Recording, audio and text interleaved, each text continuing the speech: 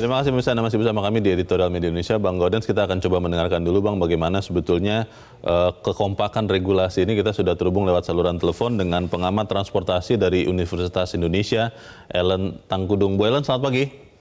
Selamat pagi. Ya, Bu Ellen, terkait dengan PSBB di Jakarta dan juga daerah-daerah penyangganya, itu Menteri Kesehatan sudah berikan juga peraturan Menteri Kesehatan mengatur bahwa ojek online itu tidak boleh membawa penumpang, tidak boleh membawa manusia, hanya boleh membawa barang. Tetapi di waktu yang bersamaan ada peraturan Menteri Perhubungan yang mengatakan bahwa ojek online bisa membawa penumpang dengan beberapa persyaratan. Salah satunya adalah motor disemprot dengan desinfektan dan beberapa hal yang lain.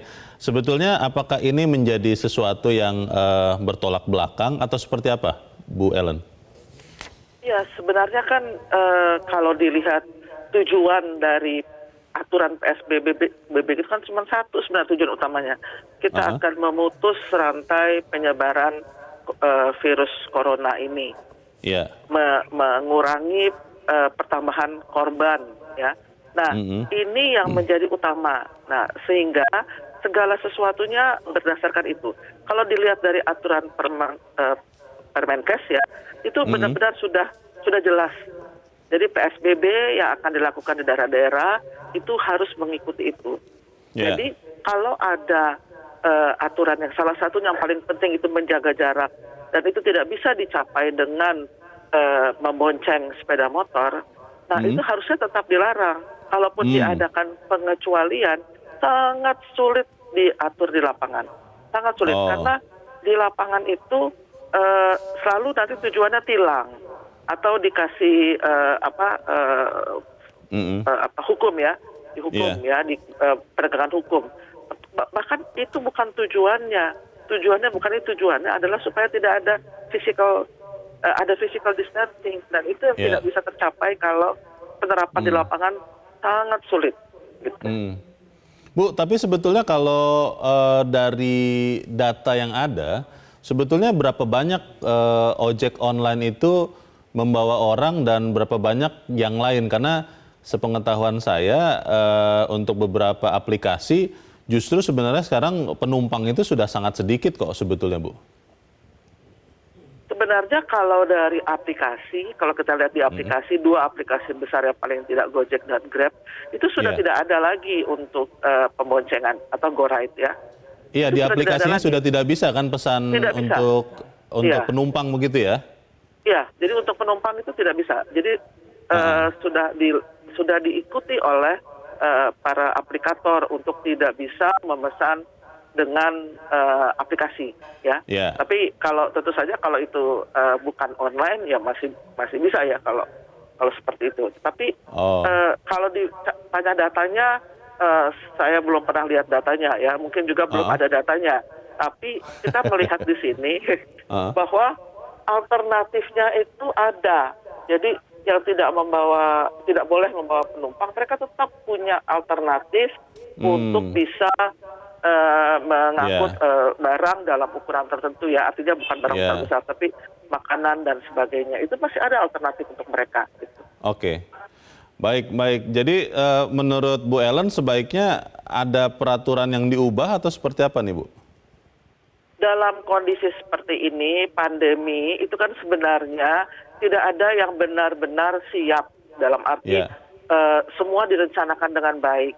Sehingga menurut saya mengubah peraturan itu tidak masalah. Jadi kalau memang terlihat bahwa, dan ini menurut saya paling betul kalau kita merujuk ke Permenkes, karena yang menjadi utama itu kan soal kesehatannya itu. Dan kalau ada peraturan yang masih salah atau kurang tepat atau sulit diterapkan di lapangan, saya pikir tidak masalah untuk mengubah. Karena nggak usah malu atau nggak usah apa, karena memang ini kondisinya semua baik pemerintah maupun masyarakat sebenarnya kan tidak siap untuk menghadapi seperti ini. Yang diubah itu menurut Bu Ellen sebaiknya Permenkesnya atau Permenhub-nya, Bu? Permenhub ya. Ya, karena penerapannya itu sulit. Saya mengatakan bahwa tadi disemprot disinfektan itu buktinya bagaimana gitu bahwa itu sudah disemprot. Mungkin Kan mobil sulit. motornya harus basah begitu kali Bu Ellen. Iya, makanya. Ya, itu sangat sulit. Menurut saya Baik. itu bisalah diperbaiki, disesuaikan supaya tujuan utamanya tercapai. Bahwa Oke. tidak kita harus menjaga jarak antara orang Ya, ya. Baik. di mana saja berada. Gitu. Oke. Baik. Terima kasih Bu Ellen Tangkudung untuk informasi dari Anda. Selamat pagi Bu Ellen. Ya, selamat pagi, selamat bertugas. Ya, Bang Gaudens, Bu Ellen tadi mengatakan peraturan Menteri Perhubungannya diubah. Apakah dicabut, antara itulah. Tapi pertanyaannya begini Bang, kalau kemudian di aplikasinya, itu kan sekarang sudah tidak bisa di Jakarta, kalau kita buka aplikasi, kita sebut saja ya mereknya ya, Gojek, Grab begitu, Grab Bike, itu kan tidak bisa lagi kita memesan untuk naik penumpang. Berarti kan sudah tidak ada masalah sebetulnya. Bagaimana Bang Gaudens? Ya bukan itu Pak, itu kan praktek ya. Tapi yang paling penting ini kan di hulunya. Hulunya itu adalah tentang peraturan. Oh. Bagaimana mungkin dalam satu pemerintahan di bawah pimpinan presiden ada dua kementerian mengeluarkan peraturan pada saat hampir bersamaan yang satu sama lain itu saling membunuh. Saya katakan saling membunuh karena saling meniadakan. Karena itu, demi menegakkan wibawa hukum, karena kita kan negara hukum ya, mestinya hanya ada satu regulasi yang mengatur tentang satu aturan tertentu. Tentang ojek online ini cukuplah satu regulasi. Tidak perlu lagi Menteri Perhubungan ikut-ikutan di dalam membuat regulasi, karena sekarang ini situasi darurat. Sejak 31 April, Indonesia itu dinyatakan sebagai darurat kesehatan masyarakat. Dalam kondisi darurat, pemegang otoritas itu adalah Menteri Kesehatan. Itu sesuai dengan Undang-Undang Nomor 6 Tahun 2018 tentang kekarantinaan kesehatan. Karena yang berlaku sekarang itu Undang-Undang Kekarantinaan Kesehatan, tentu yang berlaku pada turunan aturan itu adalah peraturan Menteri Kesehatan, bukan Menteri Perhubungan. Oke, tapi pertanyaan begini Bang, mungkin saya tidak tahu juga ya bagaimana sejarah keluarnya Permen Hub itu, tapi mungkin yang dipikirkan kenapa kemudian filosofi munculnya Permen Hub itu adalah cukup besar orang yang menjadi pengemudi ojek online. Kalau data terakhir Gojek katanya sekitar 2 juta, Grab itu sekitar 1,8 juta, ini dari otoritas. Kalau sekitar kurang lebih 4 juta kita katakan begitu, tidak bisa mengangkut penumpang, bagaimana dengan kehidupan mereka selanjutnya? Karena ini kan juga menjadi beban pikiran dari pemerintah. Tapi Bang Gaudens boleh jawab setelah kita jeda dahulu. Dan pemirsa tetaplah bersama kami, Editorial Media Indonesia segera kembali. Pemirsa, Anda masih bersama kami di Editorial Media Indonesia. Bang Gaudens, kita coba dengarkan dulu Bang pendapat dari pemirsa Metro TV terkait dengan bagaimana kompak membuat regulasi ini. Kita sudah terhubung dengan pemirsa Metro TV di Jakarta. Ada Pak Syahrir. Pak Syahrir, selamat pagi Pak. Selamat pagi Metro. Ya Pak Syahrir, kalau Anda saya melihat... Ya, bagaimana Pak? Saya Silakan. melihatnya ya, yang pernah belajar ilmu ini, ilmu hukum asasi negara ini, antara Menkes dan Menhub itu tidak ada pertentangan. Semua sejalan sekali. Di sana ada undang-undang, ada Kepres, ada Kepmen khusus yang menangani, ada Kepmen yang khusus untuk dalam hal teknis pelaksanaannya. Itu adalah Kemenhub, itu mengenai pelaksanaannya. Karena sedang Menkes itu adalah umumnya. Ya, kita sama-sama menyadari bahwa permasalahan ini adalah permasalahan yang sangat pelik sekali. Ya, apakah harus didulukan? Ya, kesehatan dulu atau kebutuhan dasar hidup dulu? Ya, hampir 4 juta ojol itu, ya, kalau mereka kepala keluarga kali 4 berarti lebih kurang 16 juta. 16 juta. Ya, masyarakat Indonesia. Mereka itu apakah mungkin satu bulannya dikasih 600.000 bisa hidup untuk menghidupkan 4 jiwa? Tidak mungkin toh. Tapi Pak Syahrir, kalau dibiarkan mengangkut penumpang kan rapat pasti kan Pak. Motor itu kan nggak mungkin ada penumpang dan pengemudinya lebih dari 1 meter begitu. Itu kan tentu memperbesar resiko penularan Pak. Bagaimana Pak? Tentu ada persyaratannya lagi. Sudah benar itu kan ya. Sudah inti daripada mengatasi corona ini adalah masker, cuci tangan, ya, itu inti pokoknya. ya. Meskipun mereka itu berjarak, kalau tidak pakai masker dan cuci tangan juga nonsen, ya. Jadi kembali lagi sekarang konsentrasi ke sana, sediakan masker oleh pemerintah secukupnya dengan memberikan masker itu secara gratis, ya. Jadi Pak Syahrir setuju kalau kemudian ojek online ini masih boleh angkut penumpang? Saya kira baik penumpang maupun barang itu ada sejalan dengan Kemenkes, ya. Apakah kita bisa sehat kalau kita nggak makan? Kata dari kecil kita diajarkan 4 sehat 5 sempurna. Baik, jadi Anda setuju ya Pak Syahrir ya bahwa ojek online masih boleh bawa orang ya, penumpang ya? Tentu dengan aturan-aturannya, dengan aturan-aturannya yang diterbitkan oleh Menhub. Jadi tidak ada pertentangan. Jangan ini dijadikan objek daripada PR. Terima kasih Pak Syahrir di Jakarta untuk pendapat Anda. Selamat pagi. Di belakang Pak Syahrir ada Pak Vence di Manado, Sulawesi Utara. Pak Vence, selamat pagi Pak. Selamat pagi, selamat Pasca, Shalom Pak Leonard, Pak Goldensius. Begini, Bung Leo.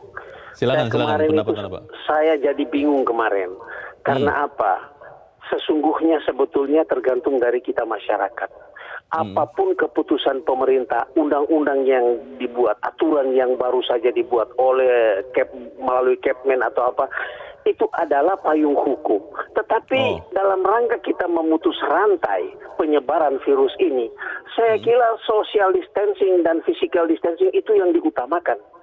Jadi saya artinya begini, bukan saya tidak sependapat dengan Pak Syahrir, tapi ya memang penyebaran itu ketika kita berdempetan kan, jarak sudah tidak lagi memenuhi aturan sebagaimana pemerintah katakan minimal 1,5 meter atau 2 meter.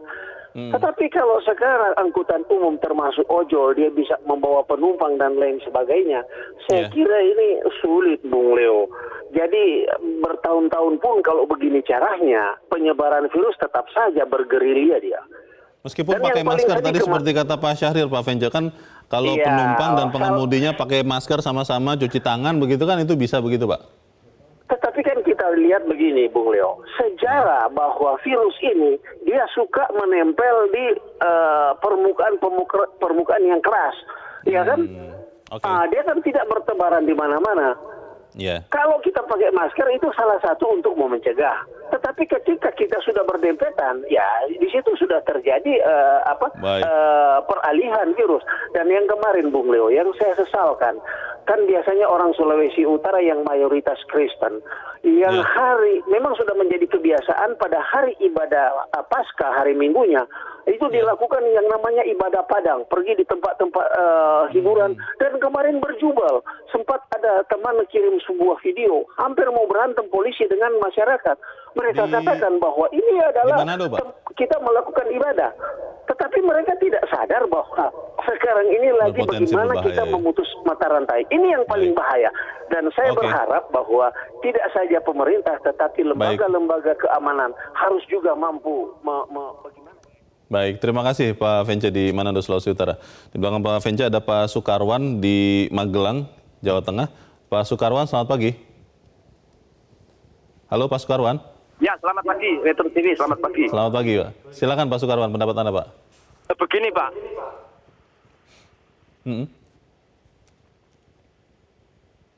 Halo? Pak Sukarwan? Oke, kelihatannya Pak Sukarwan mengalami gangguan. Kita akan coba ke pemirsa berikut, ada Pak Bambang. Pak Bambang, selamat pagi. Selamat pagi Metro TV dan selamat pagi saudaraku bangsa Indonesia. Selamat pagi. Pak Bambang di Surakarta ya? Siap, iya. Oke, silakan Pak Bambang. Singkat padat saja Pak pendapat Anda Pak. Silakan Pak. Baik Mas, ada kabar yang menggembirakan dan mampu membangkitkan optimisme di dalam penanggulangan COVID-19 di dalam negeri Mas. Yaitu bahwa pada hari Minggu 12 April kemarin terjadi lonjakan besar jumlah pasien COVID-19 yang bisa disembuhkan. Yaitu sebanyak 73 orang. Sehingga jumlah pasien sembuh telah mencapai 359 orang. Sementara Mas, jumlah korban terinfeksi ada 4.241 orang dan yang meninggal 373 orang. Nah, terkait dengan kekompakan di dalam membuat regulasi penanggulangan COVID-19, kita sangatlah mendukung daerah-daerah yang mengajukan PSBB seperti yang dilakukan oleh DKI Jakarta, terutama daerah-daerah di sekitar Jakarta yang merupakan daerah penyangga, yaitu Provinsi Jawa Barat, diantaranya ada Kabupaten Kota Bogor, Kabupaten Kota Bekasi, dan juga Kota Depok, yang rencananya akan diberlakukan mulai Rabu 15 April besok, Mas. Nah, begitu pula yang akan dilakukan oleh Provinsi Banten, yang mencakup Kabupaten dan Kota Tangerang dan Kota Tangerang Selatan. Nah, langkah pemerintah pusat sangat tepat untuk menetapkan PSBB di daerah-daerah tersebut dengan pertimbangan jumlah korban meninggal dan terinfeksi COVID-19 relatif banyak. Kemudian yang kedua, kepadatan penduduk yang relatif tinggi. Kemudian yang ketiga, geografis daerah yang berdekatan. Hal ini yang berpotensi untuk penyebaran COVID-19 secara cepat. Nah, Mas, yang terpenting adalah negara-negara di dunia saat ini sedang berperang melawan pandemi COVID-19. Begitu pula negara Indonesia yang ditetapkan oleh Presiden Joko Widodo di dalam kondisi darurat kesehatan masyarakat. Untuk itu, mari kita tetap patuhi ketentuan jaga jarak, physical distancing dengan bekerja, belajar, ibadah di rumah masing-masing. Terima kasih. Terima kasih Pak Bambang di Surakarta, Jawa Tengah. Selamat pagi Pak. Para pemirsa sudah berpendapat Bang Gaudens, tapi kita akan bahas selepas jeda berikut, dan pemirsa tetap bersama kami. Editorial Media Indonesia segera kembali. Terima kasih pemirsa, Anda masih bersama kami di Editorial Media Indonesia. Kita di bagian akhir dari diskusi ini. Bang Gaudens, kalau kita mendengarkan pendapat dari pemirsa, juga kelihatannya masih belum satu pendapat, Bang. Ada yang mengatakan, ya memang betul kita harus jaga jarak, tapi bagaimana dengan sekian juta orang yang harus kemudian mengalami efek negatif kalau tidak boleh lagi ngangkut penumpang. Bagaimana, Bang? Ya, itu sama saja misalnya orang mempersoalkan kenapa sih tidak boleh beribadah di tempat ibadah. Oh, beramai-ramai ya? Toh kalau misalnya diizinkan memakai masker gitu kan, itu sama saja argumentasinya. Kenapa tidak boleh mengangkut penumpang, toh penumpangnya dan pengemudinya juga pakai masker. Nah, kalau kita menggunakan analogi seperti itu, tentu merusak semuanya. Karena ini menyangkut keselamatan nyawa manusia. Karena itu tidaklah boleh mestinya membuat aturan yang justru mengantarkan orang untuk mati gitu. Keselamatan nyawa di atas segala-galanya. Ikuti saja aturan yang sudah dibuat oleh Menteri Kesehatan, karena peraturan yang dibuat oleh Menteri Kesehatan tentu mempertimbangkan segala sesuatu yang terkait dengan corona. Dan yakinlah Menteri Kesehatan itu punya kapasitas dan punya otoritas untuk melakukan itu. Ketika Menteri Kesehatan melarang jangan ditentang lagi. Kalau pertimbangannya adalah efek ekonominya, Bang. Ketika tidak boleh mengangkut penumpang kan berarti hanya boleh mengangkut barang, atau pada beberapa aplikasi bisa membelikan makanan. Itu kan mungkin income-nya lebih sedikit daripada kalau mengangkut penumpang. Nah, efek ekonomi dari para pengemudi ojek online dan keluarganya ini seperti apa, Bang? Ya, pertanyaannya bisa dibalik. Efek ekonomi yang menyebabkan sekarang itu 1 juta lebih orang menganggur atau di PHK, kenapa tidak dibiarkan perusahaan untuk tetap bergerak gitu? Nah, lagi-lagi kita harus katakan nyawa itu di atas segala-galanya. Ekonomi itu bisa dicari kemudian. Apalagi pemerintah sudah menyiapkan bantal sosialnya. Jadi mestinya berpikir lurus saja. Toh ojek online aplikasinya juga sudah menerima aturan tersebut dan bisa memahami itu demi kemanusiaan. Dan saya kira peraturan Menteri Perhubungan itu juga baik sebetulnya, berangkat dari niat baik yang tidak sesuai saja dengan aturan yang berlaku umum gitu. Kalau begitu yang paling ideal seperti apa, Bang? Apakah peraturan Menteri Perhubungan ini dicabut atau diubah atau seperti apa? Ya, kalau di dalam hukum itu kan ada beberapa logika di dalam hukum. Katakanlah ada logika peraturan yang kemudian itu bisa menganulir peraturan-peraturan sebelumnya. Pertanyaannya, apakah peraturan Menteri Perhubungan bisa menganulir peraturan Menteri Kesehatan? Tetapi bagi kita editorial berpandangan bahwa otoritas di dalam masa darurat kesehatan masyarakat itu ada di Menteri Kesehatan.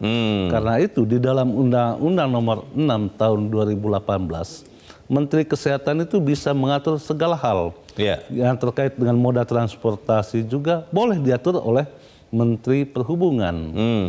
Sekolah itu boleh diatur oleh Menteri Perhubungan. Karena itu mestinya menteri-menteri teknis yang tidak terkait dengan COVID-19 ini berbijaklah sedikit ya, rendah hati sedikit, biarkanlah Menteri Kesehatan itu bersama pemerintah daerah itu bekerja, jangan diganggu pada saat mereka bekerja. Jadi harus dicabut peraturan Menteri Perhubungan ini? Ya otomatis tidak berlaku, tidak dicabut juga memang tidak berlaku. Iya, jadi sebetulnya tidak apa-apa dong kalau tidak dicabut, Bang? Ya hanya menjadi pertanyaan itu kan ketika ini negara hukum, ada presidennya cuma satu, mengapa menterinya berbeda-beda gitu kan? Mungkin tafsir dari pembantu-pembantunya ini beda-beda begitu ya. Baik, pertanyaannya begini Bang, ini kan kita masih bicara sekarang dan peraturan Menteri Perhubungan itu masih berlaku, padahal di dalam editorial dikatakan juga bahwa Polda Metro Jaya akan mulai memberlakukan penerapan sanksi mungkin ya semacam itu kepada pelanggar-pelanggar PSBB. Nah, dengan dua peraturan yang masih berlaku, sama-sama berlaku, yang mana yang mereka akan pegang? Ya tentu kalau Polda Metro Jaya itu berpatoklah kepada peraturan gubernur nomor 33 2020. Oh. Karena itulah peraturan pelaksananya. Oke. Penguasa wilayah itu ada pada kepala daerah. Ikuti aja peraturan kepala daerah, tidak perlu dipikirkan lagi peraturan lainnya di luar itu. Walaupun ada peraturan menteri yang adalah pembantu presiden yang sebetulnya adalah atasan dari kepala daerah begitu? Itu bukan atasannya, jadi kepala daerah itu otonom, apalagi sekarang otonomi daerah, tidak ada atasannya. Kepala daerah itu hanya kalau di tingkat kabupaten kota, dia hanya bertanggung jawab kepada gubernurnya sebagai perwakilan pemerintah pusat, bukan kepada menteri. Tadi Bu Ellen sempat mengatakan bahwa memang bisa dimaklumi dalam kondisi yang serba tidak normal seperti sekarang, mungkin dengan niat baik tapi agak kurang koordinasi akan keluar peraturan-peraturan yang malah jadi akhirnya berseberangan. Kalau kita melihat ini apa Bang nasihat untuk ke depan? Karena mungkin kita masih akan melihat PSBB ini ataupun kondisi darurat ini tidak dalam 1 pekan, 2 pekan ini akan selesai. Ya kalau kita lihat dari runut waktunya, peraturan Menteri Perhubungan itu keluar tanggal 9. Kita ketahui di tanggal 9 itu ada negosiasi antara Gubernur DKI Jakarta dan ojol. Karena itulah sampai 2 jam sebelum pemberlakuan PSBB di Jakarta atau tepatnya pukul 22 baru Gubernur DKI Jakarta mengumumkan peraturan gubernur yang melarang ojol setelah berkonsultasi dengan Menteri Kesehatan. Melarang ojol bawa penumpang ya? Melarang ojol bawa penumpang dan itu mengacunya kepada Menteri Kesehatan dan berkoordinasi dengan Menteri Kesehatan. Oke, jadi ke depan memang harusnya tidak ada lagi ya tidak kompakan seperti ini, begitu? Ya jauh lebih elok itu kalau semua pejabat negara itu apalagi menteri tahu fungsi dan tugasnya, tahu mana yang prioritas, mana yang tidak. Oke, dan kita juga harus sama-sama mau mengorbankan sebagian dari kebebasan, kenyamanan kita untuk memastikan PSBB ini bisa berjalan supaya kita juga menyumbangkan diri pada membatasi atau memutus persebaran COVID-19. Begitu ya Bang Gaudens? Ya betul sekali. Oke, baik. Semoga kita sama-sama tertib melakukannya. Bang Gaudens Siswadi, terima kasih Bang sudah hadir di tempat ini. Selamat pagi. Pemirsa, pemberlakuan PSBB di daerah penyangga Jakarta sangat mendesak karena mobilitas manusia dari daerah penyangga Jakarta ke Jakarta dan sebaliknya sangat tinggi.